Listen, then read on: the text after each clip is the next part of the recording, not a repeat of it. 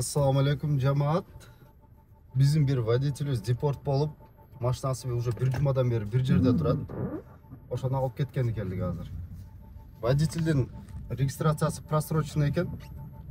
Ошонун себебинен депорт болуп, машина уже bir жумадан бери айдалбай, водительдин балансы минуска кирип, аны биз только бүгүн билип, азыр машинаны алып кеткени келдик. Таксопарктын балансыны минуска киргизген бала на самом деле депорт болгонбу, болгон эмеспи тоже белгисиз. Аны биз лично текшере албайбыз. Ушундай водительдер тоже таксопарктарды бир аз тажатып, кыйнап койду. Намтуда да. Так. И сразу налево здесь. Мерден солго. Унсал, что ли? Да, вот здесь сразу налево. Односторонний идет.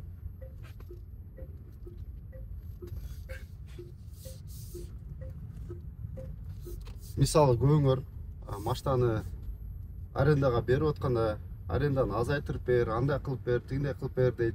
Ушунча сом акча табат экенсиңер дейт. Bir жылдын ичинде иногда бывает то, что таксопарктар 1-2 машинаны да жоготуп коюшу мүмкүн. Из-за ДТП, штрафтардын просроченный болуп кеткен себептеринен. Да кандай проблема болот водительдер менен? Долг в основном.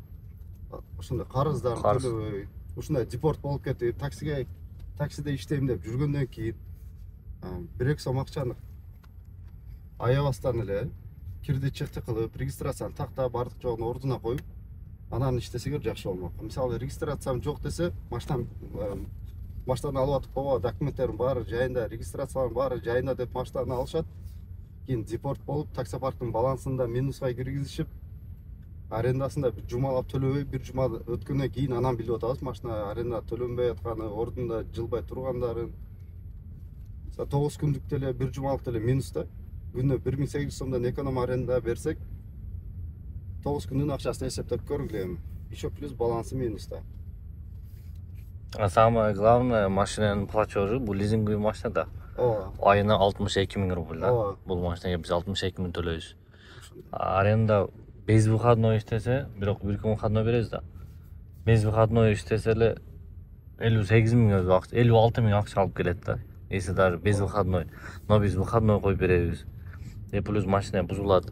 Замена масла, колодка, ТО. Эгер сиздерде да бир какой-то эме болсо, ошондой проблемалар болсо, таксопарктарды заранее предупреждать эткен жакшы да. Документтерим андай болуп атат, документтерим мындай болуп атат. Может, биздин колубуздан келет жардам бергени. Айтыш керек да, айтып коюш керек да андай нерселерди. Документтерим жакшы болбой атат, туура эмес болуп атат десе, машинаны алып коет деп коркуп, өздөрүнө да риск кылып, таксопаркка да риск кылып, анан ушундай чыгымдар болот. Азда еще машинанын состояниясын көрүш керек. ДТП кылган эмеспи? Az барганда да Жок аякта. Гостиницанын алдында турат машина. Гостиницанын парковкасында экен. Чыкылып машина. Целый болсун да главный.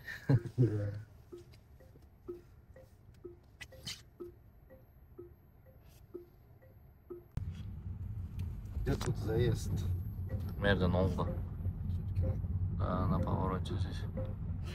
На перекрестке поворачиваю направо, вот и гостиница. Так, номер канча эле машина? Билбейм. Рио X-Line да? 311 примерно да? 351 эмеспи? Кайсы парк? Ичкеридеби? Жок, жүрө бериңчи.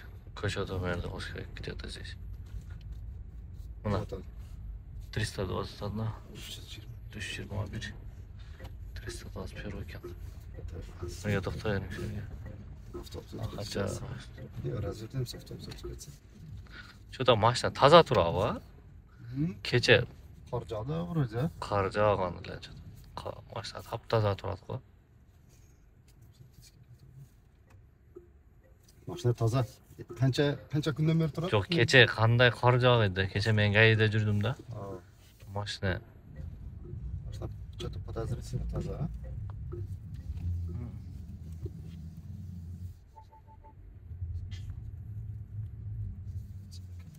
Блин, парковка эмес да. Хотел сюда встать. Ну, здесь вот место есть.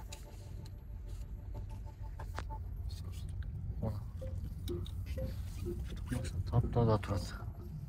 Вот же место.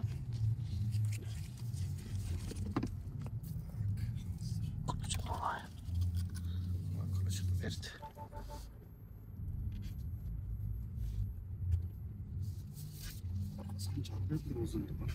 Камера турат го мына 360.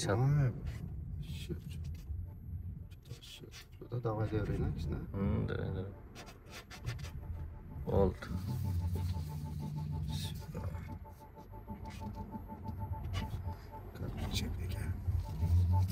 Şöyle var açmışlar.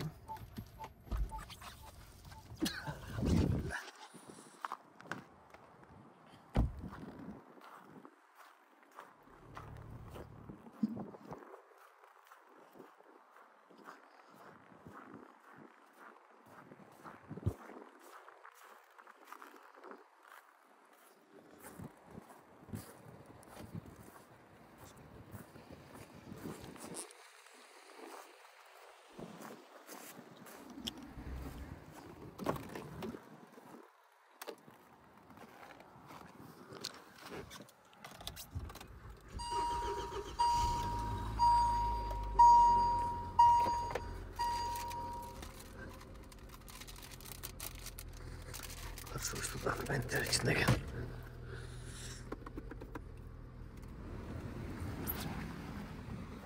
Hazır olursa.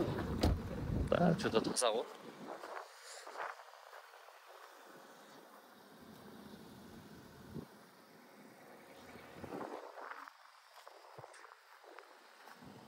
Же бу жерде шамал болгонбу дейм да. Тазалап койгонбу. Же мындай болуш керек эле да. Salonun içi sıpalı ama onlar çok sıpalı. Sıpalı el. Salon el.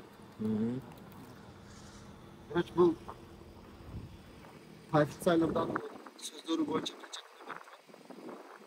Ben hazırlık koyup berem. Hazırlanç. Жүрүң машинага отурайлы, көрөбүз историясын. Водительдер документтерге biraz сак болуп, документтерди так алып жүргүлө. Если регистрацияңар кечик эме болуп аткан болсо, түгөнүп аткан болсо, эметип койгула. Азыр өзүңөр эле депорт болуп кетти азыр бир водитель өзү. Мисалы, таксопаркка чыгым, минимальный чыгым 20 000 рубль болду. Азыр ал машинанын кайра страховкасына башка водитель коштуруп, башка водитель табып, дагы 1-2 күн туруп калат. Ошондой моменттер болот.